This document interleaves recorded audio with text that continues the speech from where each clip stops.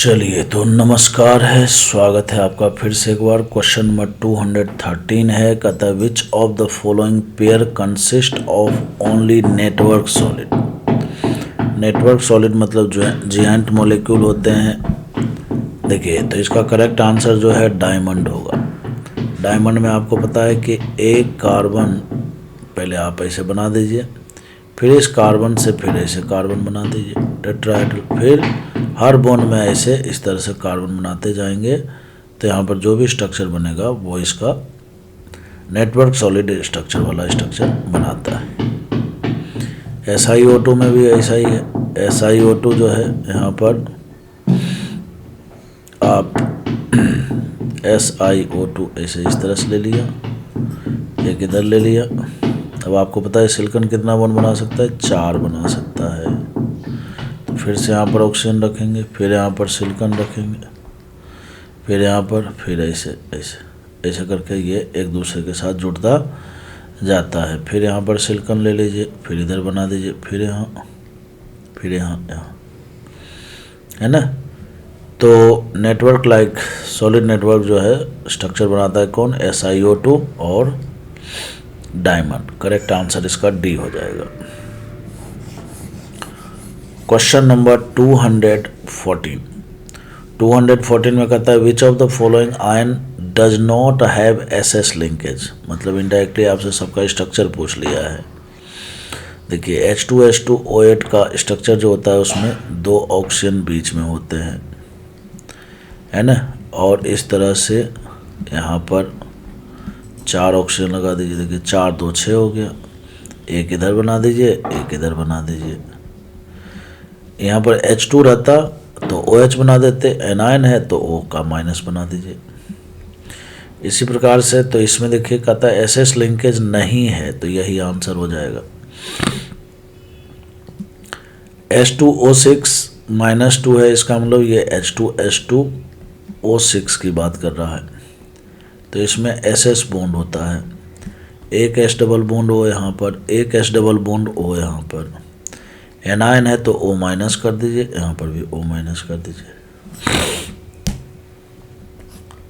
H2S2O5 में SS bond बना दीजिए। पहले यहाँ पर जो है S डबल बॉन्ड हो, यहाँ पर O माइनस बना दीजिए, फिर यहाँ पर S डबल बॉन्ड हो और O माइनस बना दीजिए ऐसा।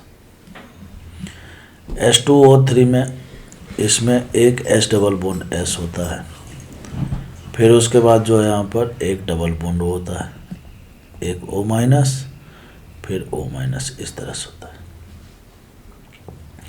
ये बेसिकली H2SO4 से बना हुआ होता है। H2SO4 में एक ऑक्सीजन को हटा करके सल्फर जोड़ा हुआ होता है, तो उससे ये बनता है। तो कहता है कि इसमें SS लिंकेज नहीं है, तो इसमें भी देखिए SS लिंकेज तो हो ही गया ना, तो इसका करेक्ट आंसर A हो जाएगा। क्वेश्चन नंबर 215 में कहता है कि इन सभी कंपाउंड में से किस में अनपेयर्ड इलेक्ट्रॉन है। अनपेयर्ड इलेक्ट्रॉन के लिए कॉन्सेप्ट बताया था कि टोटल इलेक्ट्रॉन निकाल लीजिए, अगर वो ऑड नंबर में आ जाए, तो उसके पास अनपेयर्ड इलेक्ट्रॉन होते हैं। जैसे पोटेशियम है, इसका एटॉमिक नंबर 19 होता है। आउटर मोस्ट से भी निकाल सकते हैं और टोटल इलेक्ट्रॉन से भी, एटॉमिक नंबर से भी पता कर सकते हैं। तो ये 19 हो गया। और ऑक्सीजन का एटॉमिक नंबर 8 होता है, 8 × 2 16, तो 19 और 16 कितना हो गया, 35 हो गया, 35 हो गया। तो ये ऑड इलेक्ट्रॉन है, ये है। KLO2 में ये 19 हो गया, एल्युमिनियम 13 हो गया, और ये ऑक्सीजन 8 × 2 16 हो गया। 19 और 13 32 हो गया, 16, ये इवन नंबर आ गया, तो ये नहीं हो सकता। कैल्शियम में देखिए यहाँ पर एटॉमिक नंबर कितना होता है, 20, फिर ऑक्सीजन का एटॉमिक नंबर 8 × 2 16 इलेक्ट्रॉन हो गए, 36, फिर से इवन नंबर हो गया, तो ये नहीं हो सकता। NO2+, नाइट्रोजन के आउटर मोस्ट में कितना इलेक्ट्रॉन, नाइट्रोजन का एटॉमिक नंबर कितना है, 7, ऑक्सीजन का एटॉमिक नंबर कितना है, 8 × 2 16 हो गया। और प्लस चार्ज आने पर इलेक्ट्रॉन माइनस होता है, तो यहाँ पर -1 कर देंगे।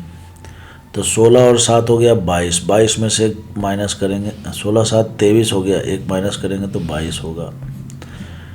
तो फिर से इवन नंबर आ गया, तो ये भी आंसर नहीं हो सकता। कहता है किसमें अनपेयर्ड इलेक्ट्रॉन प्रेजेंट है, तो केवल KO2 ऐसा मिला जहाँ पर अनपेयर्ड इलेक्ट्रॉन प्रेजेंट है। तो करेक्ट आंसर इसका C हो जाएगा।